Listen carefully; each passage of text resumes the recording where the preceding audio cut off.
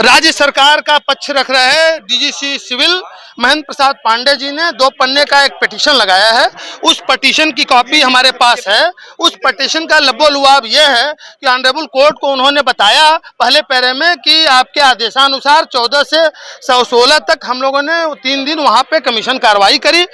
17 तारीख के जो कल के आदेश से वहां पे 78 गो जो एप्लीकेशन थी वादी मुकदमा की, उसके चलते वहां पे आपने पूरा जो जहां पे शिवलिंग मिला है उसको सील करने का आदेश दिया। तो सरकार ने आपके आदेश पे त्वरित कार्रवाई करते हुए थोड़ा स्पीकिंग बोला है। कहां सील किया है? 9 जालीदार दरवाजों का ताला बंद कर कोषागार में चाबी जमा कर दी गई है। परंतु 3 बिंदु महत्वपूर्ण है। उन्होंने 3 बिंदुओं पे ऑनरेबल कोर्ट का इस पिटीशन के माध्यम से ध्यान आकृष्ट कराया है। पहला ये कहा है कि ये जो तालाब है वो 3 फीट गहरा तालाब है, जिसमें पाइप व नल लगा है, जिसका प्रयोग नमाजी वजू करने के लिए करते हैं। इस परिसर सील के होने के दृष्टिगत वजू करने के लिए पाइपलाइन को सील क्षेत्र से बाहर शिफ्ट करना आवश्यक प्रतीत होता है।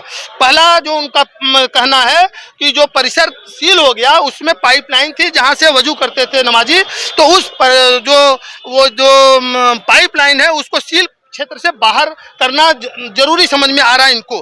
फिर सील किए परिसर में कुछ शौचालय हैं जिनका प्रयोग नमाजी करते थे, इनकी कोई अन्य एंट्री नहीं है। तो दूसरा भी मानवीय सवाल उन्होंने उठाया है कि सील हो जाने से वहां जो शौचालय था वहां तक नमाजी पहुंच नहीं पा रहे हैं। तीसरा एक और मानवीय पहलू उन्होंने लिखा है कि मानव निर्मित तालाब में पानी भरा हुआ है जिसमें कुछ मछलियां हैं। परिसर के सील बंद होने की दिशा में मछलियां भी बंद हो गई हैं उनके जीवन को। तो पर्यावरण का एक इशू उठाया है कि मछलियां जो है एक लिविंग ऑर्गेनिज्म है और वो वहां पे मर रही हैं, तो उसके लिए भी कोई वैकल्पिक व्यवस्था करना उनको उचित प्रतीत हो रहा है। तो निकाल के दिया गया जी। अब ये इन्होंने जो एप्लीकेशन में लिखा है, अब ये डीजीसी साहब ही इस एप्लीकेशन लगाए, वो इसका बेहतर जवाब। अब उन्होंने जो प्रेयर किया है वो बड़ा महत्वपूर्ण है।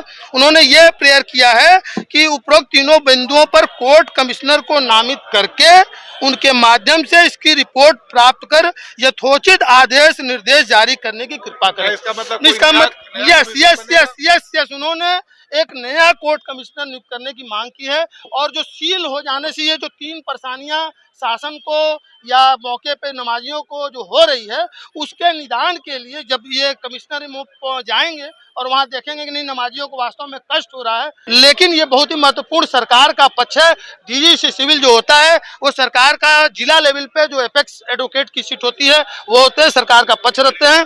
जिस प्रकार से केंद्र में अटॉर्नी जनरल पक्ष रखते हैं, सबसे एपेक्स सीट होती है, राज्य में एडवोकेट जनरल होते हैं, उसे जिले में डीजीसी सिविल जो होता है वो सबसे बड़ा पोस्ट होता है।